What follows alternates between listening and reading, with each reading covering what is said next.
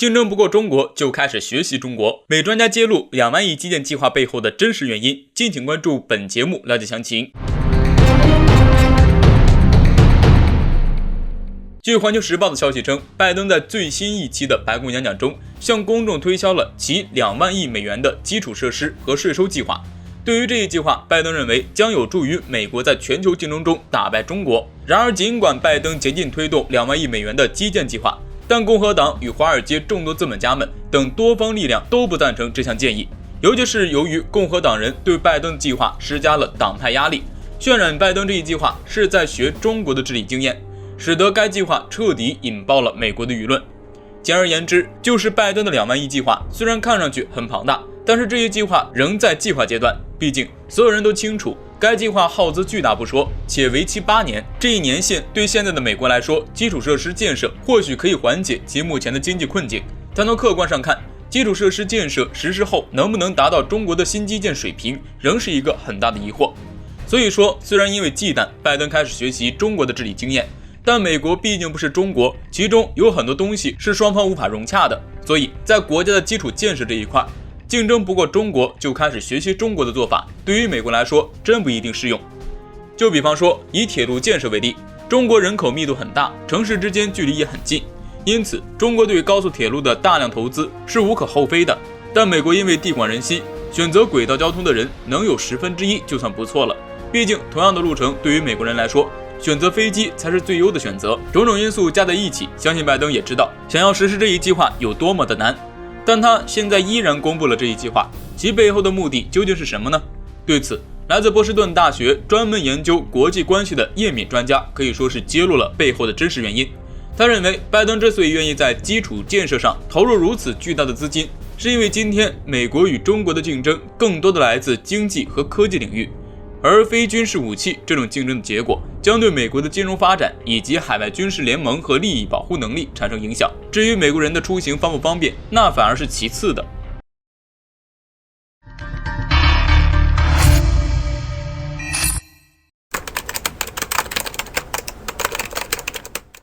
重大突破，我军空中航母试飞成功，为何美国人认为这将革新未来的作战方式？敬请关注本节目了解详情。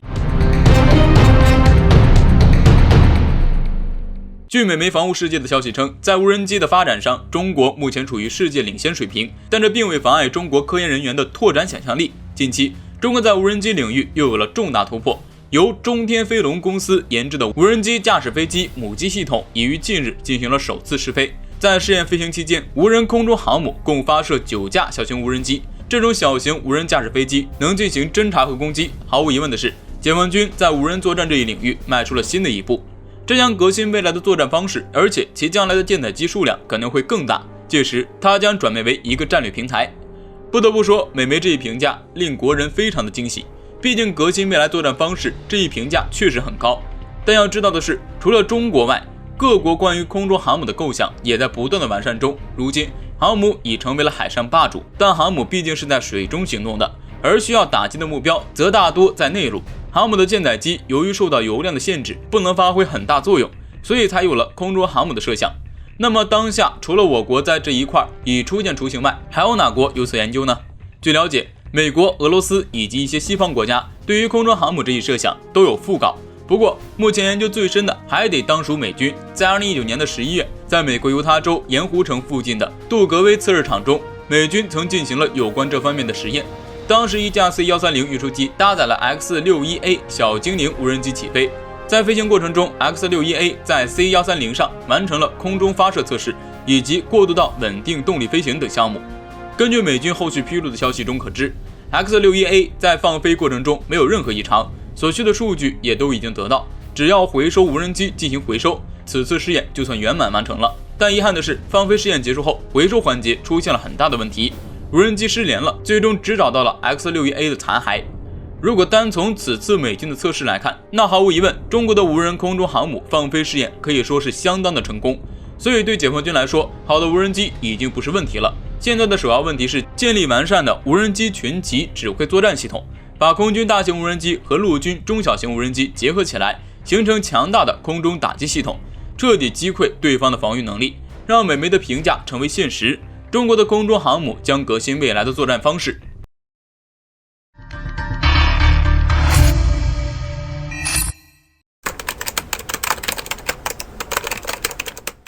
美国海军发布辽宁舰队近照，2名美军官自信摆拍，不料却被巴西人扯下遮羞布。敬请关注本期节目。近日，一张我军辽宁号航母舰队与美军驱逐舰并肩航行的照片，引发了广大网友们的关注。该照片出自于美国海军官方网站。根据美军在照片中的注解解释称，照片于4月4号在菲律宾海拍摄，内容为美军的2位军官在马斯廷号驱逐舰上监视着辽宁号航母编队的动向。我们从照片中可以看到，美军的驱逐舰与辽宁号航母非常接近，甚至从美军视角，我们可以很清楚地看到辽宁号航母的舷号和甲板上的舰载机，并且从美军发布照片的时间和拍摄的时间来看，很显然美军这是花了一点心思的。有观察人士发现，照片中有几个细节值得我们注意。首先，从照片的拍摄时间和地点来看，美军驱逐舰和我国辽宁号航母编队相遇的时候，应该是在辽宁舰穿过宫古海峡，前往台海周边海域演练的时候。据日本防卫省发布的声明称，此次与辽宁号一同出行的还有05型驱逐舰南昌号、052D 型驱逐舰成都号、太原号、054A 型护卫舰黄岗号、901型综合补给舰呼伦湖号，规模十分强大。但是从美军发布的照片来看，他们刻意地屏蔽掉了我军护卫舰，只留下一艘辽宁舰，显得有些势单力薄。其次，照片中2名美军将领非同一般的姿势也引起了我们的注意，他们一个翘着脚搭在船舷上躺坐着，另一个将双手抱在前胸，一副悠然自得、满不在乎的样子。我们都知道，美军在舆论宣传上使用的伎俩，从来都是不放过任何小细节，而这2个细节就暴露了美军的小心机。有专家认为，美军这个时候发布这张照片，就是为了显示美国与中国对抗的决心，摆出悠闲的姿态，只是为了显示没把我军舰队放在眼里，一切尽在掌握的意思，并想借此来拉拢盟友，给盟友们壮胆。但实际情况却是，美军的驱逐舰抵近观察我军航母时，遭到了航母编队的重点关照。据巴西网站透露的卫星图像显示，美军驱逐舰被我军数艘军舰包围，